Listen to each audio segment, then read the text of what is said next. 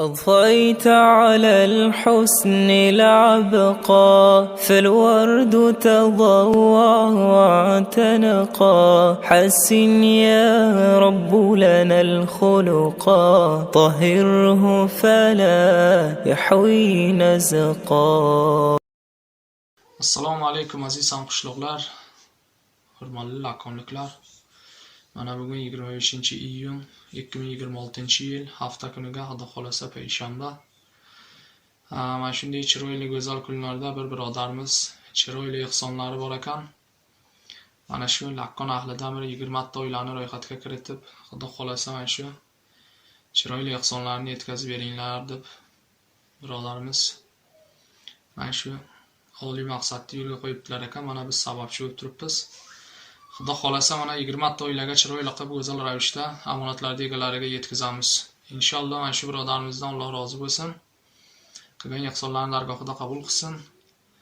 Hamisha hammamiz mana shunday yaxshiliklarda charchamik. Salomat bo'linglar birodarlar. Hammalaringga rahmat. Alloh subhanahu va taolo Qur'oni Karimda narigi dunyoga o'tib ketgan insonlarni bu dunyoga qaytib keladigan bo'lsa nimani so'rashligini Qur'oni Karimda Alloh taolo aytayapti. O'lgan inson bu dunyoga qaytib kelsa aytar ekan: "Qala robbi irji'uni la'alli a'malu solihan fima tarakt." Ey Robbim, meni dunyoga qaytar der ekan. O'lgan inson Alloh subhanahu va taolodan meni mana bu dunyoga qaytargin ey Robbim deb so'rar ekan. La'alli a'malu solihan fima tarakt.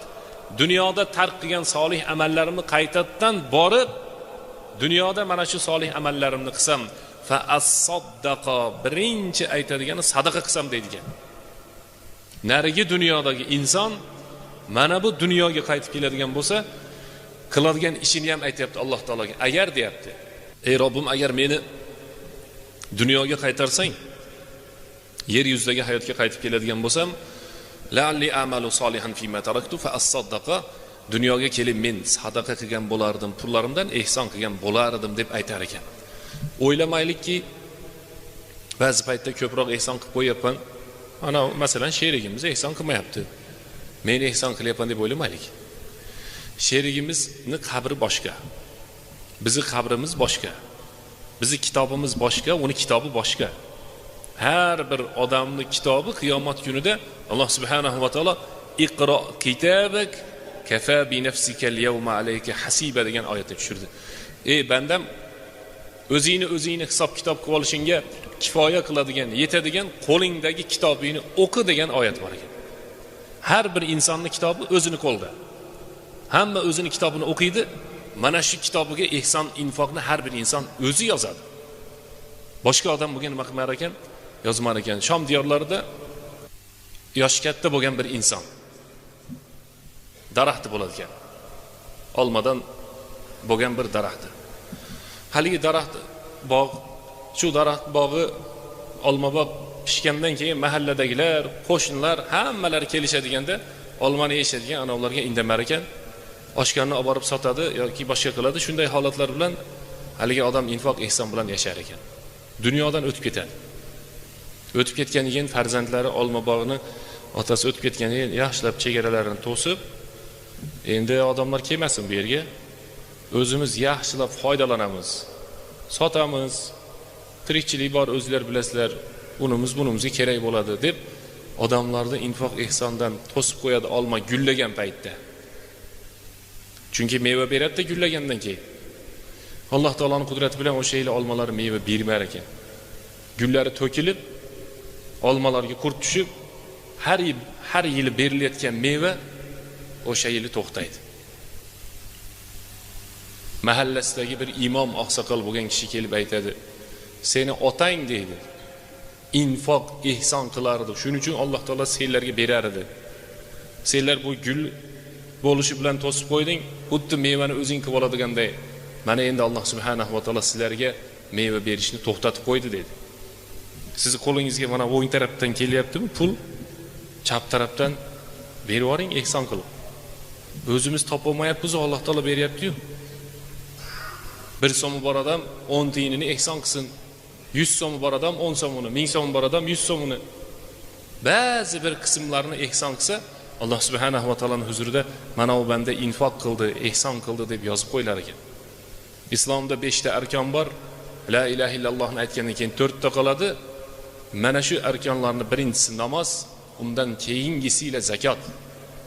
Abu Bakr Siddiq roziyallohu anhu birinchi bo'lib mo'min musulmonlarga amir bo'lgandan keyin ba'zi bir arobiy qabilalar biz zakotni bermaymiz dedi. Abu Bakr roziyallohu anhu boshqa millatlar bilan, boshqa musulmon emas odamlar bilan g'azot qilmaymizda, birinchi bo'lib musulmonlar bilan urushamiz dedi.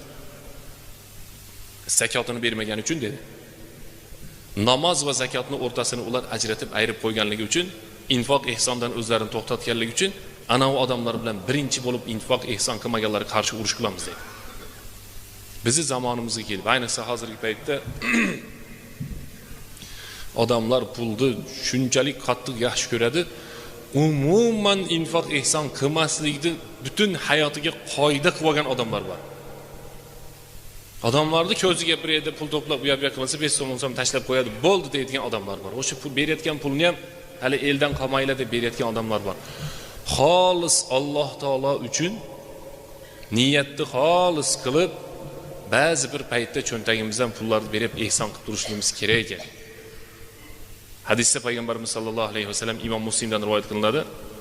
Alloh taolo aytdi deyapti. Anfiq unfiqu alayk. Alloh taolo aytar ekan, ey bandam, sen ihson qilsang, senga men beraman deydigan. Ana hadisning ma'nosini tushundingmi? Ey bandam deydigan Alloh taolo, sen infoq ihson qilsang, so'ngra men senga beraman deydigan. Ana shuning uchun musulmonlarning ichida eng yomon ko'rsatilgan sifatlardan biri baxillik. Baxil odamlar oilasiga ham ihson qilmaydi. Uyiga ham ihson qilmaydi. Miskinga ham, faqirga ham, qo'shnisiga ham, do'stiga ham, jo'rasiga ham, masjidga ham biror bir joyga ihson qilmaydi. Qayerga olib boradi to'plab? Uni to'playversa hisob qiyinlashadi. Bermasa gunoh ko'payadi. Shuning uchun Alloh taolo anfiq unfiq alayk deb, sen infoq ihson qilsang, bandam men senga yana beraman deyapti. Bermaydigan bo'lsa boyagi farishtaning nomiga buni o'zining qarshisiga duolar olishi mumkin. Oli Imron surasida Alloh subhanahu va taolo lan tanalul birra hatta tunfiqu mimma tuhibbun. O'zingizlar yaxshi ko'rib turgan narsalarni ihson qilmaguncha yaxshilikka yetmaysizlar deyapti. Pulni yaxshi ko'radi hamma, mana cho'ntagidan chiqib ketishligi qiyin. Yaxshi ko'rib turgan narsangizni ihson qilmaguningizcha iymoninglar mukammal baquvvat bo'lmaydi deyapti.